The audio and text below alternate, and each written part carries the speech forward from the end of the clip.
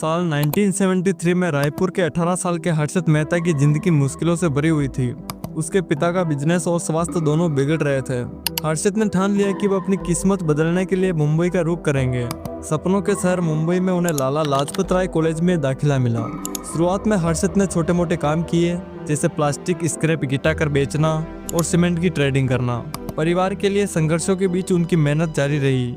1977 में कॉलेज खत्म होने के बाद हर्षद ने न्यू इंडिया इंश्योरेंस में 6,500 की सैलरी पर क्लर्क की नौकरी की।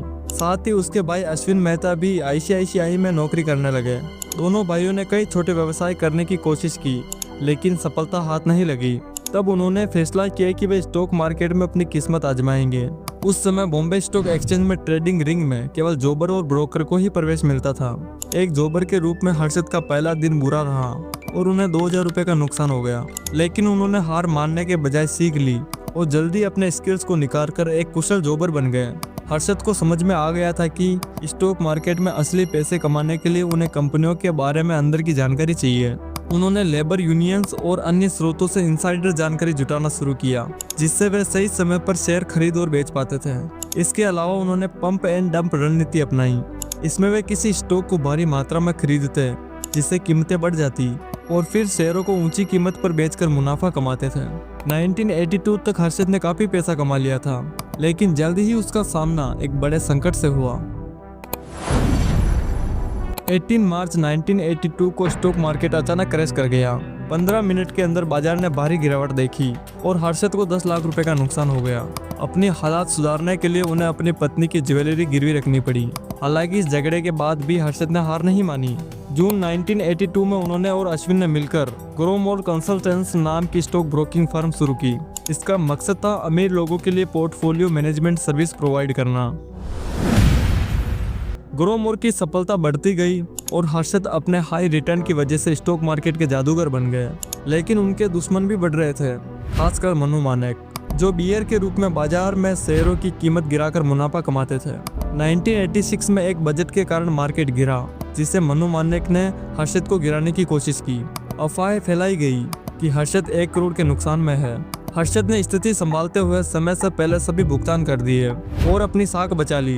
हालांकि उन्हें 1.5 करोड़ का नुकसान हुआ था। हर्षद को एहसास हुआ कि केवल ब्रोकरेज से वह अमीर नहीं बन सकते, उन्हें खुद एक बड़ा इन्वेस्टर बनना था। इसके लिए उन्होंने मनी मार्केट में कदम रखा। मनी मार्केट में बैंक्स एक दूसरे को शॉर्ट टर्म लोन देते थे, लेकिन एक लूप होल था। लोन के बदले में बैंक्स कोटेरियल की जगह BR इशू करते थे, जिसे वेरीफाई नहीं किया जाता था। हर्षद ने इसका फायदा उठाया।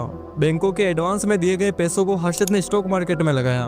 उन्होंने फेक BRs के जरिए बैंकों से बड़ी रकम उधार ली और उसका इस्तेमाल शेयर मार्केट को आर्टिफिशियल तरीके से ऊपर ले जाने के लिए किया। 1990 से 1992 के बीच सेंसेक्स 800 पॉइंट से बढ़कर 4,500 पॉइंट तक पहुंच गया। हर्षद मेहता का पसंदीदा स्टॉक जैसे SSE का शेयर 300 से 10,000 तक पहुंच गया। मीडिया ने उन्हें बिग बुल का नाम दे दिया। हर्षद के पास आलीशान घर, महंगी गाड़ियां और बेशुमार दौलत थी। लेकिन हर्षद का यह खेल ज्यादा दिनों तक नहीं चल सका। RBI को मनी मार्केट में हो रही गड़बड़ियों की भनक लग गई और सख्त जांच शुरू हुई। इसी बीच हर्षद ने SBI से 500 करोड़ लिए, लेकिन इस बार वह फेक BR की मदद से लोन कवर नहीं कर पाया।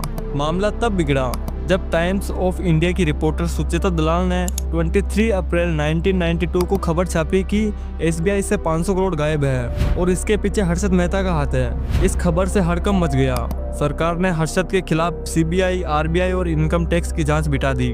उसके पूरे स्कैम का पर्दाफाश हो गया। उसके शेयर डूब गए और मार्केट में भारी गिरावट आई। रिटेल इन्वेस्टर्स का करोड़ों का नुकसान हुआ। 1992 के बाद हर्षद मेहता का साम्राज्य ढह गया। उन्होंने कई बार कोशिश की वापसी की, लेकिन वह कभी भी अपने पुराने मुकाम तक नहीं पहुंच पाया। 31 दिसंबर 2001 को 42 साल की उम्र में हर्षद की जेल में हार्ट अटैक से मौत हो गई।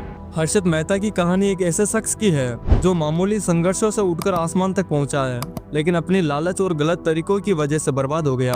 उनकी इस कहानी ने भारत के फाइनेंशियल सिस्टम की खामियों को उजागर किया और आज के स्ट्रिक्ट रेगुलेशंस की नींव रखी। जय हिंद, वंदे मातरम।